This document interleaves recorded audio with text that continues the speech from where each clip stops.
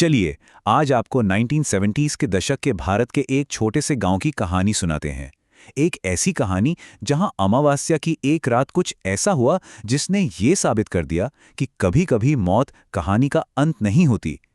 बस यही वो पल था जिसने सब कुछ बदल कर रख दिया। एक लाश जो कुछ घंटे पहले तक बिल्कुल बेजान थी, अचानक उठकर बैठ जाती है। पर यह खौफनाक मंजर कहानी का अंत नहीं, बल्कि एक बहुत बड़े रहस्य की शुरुआत थी। ये जानने के लिए कि आखिर ऐसा हुआ कैसे, हमें उस शाम की शुरुआत में वापस जाना होगा। इस पूरी कहानी की जड़ें ना एक बहुत ही खास रात से जुड़ी हैं। अमावस्या की रात, यानी वो रात जब चांद नहीं निकलता। और कई लोगों का मानना है कि ये रात अपशकुनी होती है। उस रात गांव की हवा में अंधविश्वास और डर दोनों ही घुले हुए थे। जरा सोचकर देखिए, एक ऐसे गांव को जो दुनिया से कह सकते हैं कि लगभग कटा हुआ ही था। यहां रिवाज ही कानून थे, और सबसे बड़ा रिवाज था अमावस्या की रात अपने दरवाजे बंद रखना। उस रात गांव पर एक अजीब, एक अननेचुरल सा सन्नाटा पसरा हुआ था, जैसे हवा ने भी अपनी सांस रोक ली हो, किसी अनहोनी के इंतजार में। शाम 6 बजे गांव में वो अजीब सन्नाटा छा गया। 7 बजते बजते रिवाज के मुताबिक सब अपने अपने घरों में कैद थे। लेकिन उस घर के अंदर कहानी ने एक भयानक मोड़ लिया। रात 8:30 बजे एक बिल्कुल साधारण सी शाम जो हंसी मजाक से शुरू हुई थी, मौत और एक अनसुलझे रहस्य पर जाकर खत्म हुई। तो अब घर में एक लाश थी और परिवार एक ऐसी दुविधा में फंस गया था जिसका कोई आसान हल नहीं था। उनके जो रिवाज थे वो उन्हें एक बहुत ही मुश्किल फैसला लेने पर मजबूर कर रहे थे। घर में हंसी मजाक का माहौल था और अचानक सबसे छोटे भाई के सीने में एक तेज दर्द उठा और वो वहीं गिर पड़ा। इससे पहले कि कोई कुछ समझ पाता, उसकी सांसें रुक चुकी थीं। एक पल में ही घर की सारी खुशियां मातम में बदल गईं। यही उस परिवार के सामने सबसे बड़ा सवाल था। गांव का रिवाज उन्हें सुबह होने से पहले लाश को शमशान घाट ले जाने की इजाजत नहीं देता था। इसका मतलब था उन्हें पूरी रात उस लाश के साथ उसी घर में गुजारनी थी। पर मौत के इस मातम के बीच ना एक और डर था जो परिवार को खाया जा रहा था। मंझले भाई की पत्नी गर्भवती थी, और गांव में ये बात बहुत गहराई से मानी जाती थी कि लाश की परछाई अजन्मे बच्चे के लिए खतरनाक हो सकती है। तो बस उस अजन्मे बच्चे को बचाने के लिए उस औरत को घर के कोने में बने पूजा घर में बंद कर दिया गया। उसे क्या पता था कि यही सावधानी उसे उस खौफनाक रात की अकेली गवाह बना देगी, जो उस कमरे की छोटी सी खिड़की से सब कुछ देखने वाली थी। और अब हम कहानी के उस हिस्से में पहुंच रहे हैं जो सबसे ज्यादा डरावना है। वो सब कुछ जो उस पूजा घर में बंद उस डरी हुई औरत ने अपनी आंखों से देखा। पूजा घर में उस औरत को महसूस हुआ कि बाहर सब कुछ एकदम थम गया है। लोग सोए नहीं थे, वो जैसे थे वैसे ही जम गए थे। किसी का हाथ बात करते करते हवा में ही रुक गया, तो किसी का मुंह खुला का खुला रह गया। ये नींद तो बिल्कुल नहीं थी, ये कुछ और ही था, जैसे किसी ने वक्त को ही रोक दिया हो।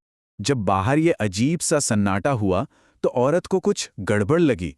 उसने हिम्मत जुटाई, खिड़की का पर्दा जरा सा हटाया, और जो देखा उससे उसकी रूह तक कांप गई।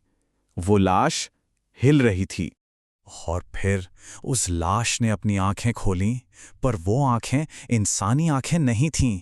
उनकी पुतलियां थी ही नहीं, सिर्फ सफेदी, पूरी तरह सफेद आंखें जो दिए की रोशनी में चमक रही थीं। इसके बाद जो हुआ वो और भी ज्यादा भयानक था। वो लाश उठी और बिना कोई आवाज किए एक साए की तरह एक एक करके अपने ही परिवार के हर सदस्य के पास गई और अपनी उन सफेद आंखों से उन्हें घूरने लगी, मानो कुछ जांच रही हो। और यहीं से ये कहानी किसी आम भूत प्रेत की कहानी से बहुत आगे निकल जाती है, क्योंकि अब उस लाश ने एक बहुत ही अजीब, सोची समझी रस्म शुरू कर दी थी। ये कोई ऐसी वैसी हरकत नहीं थी, ये एक पूरा अनुष्ठान था।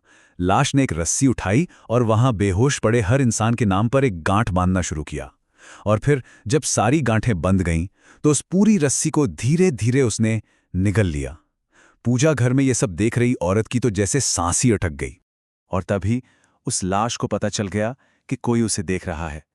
उसका सिर एक झटके से उस खिड़की की तरफ घूमा और उसकी सफेद आंखें सीधे उस औरत की आंखों में देख रही थीं।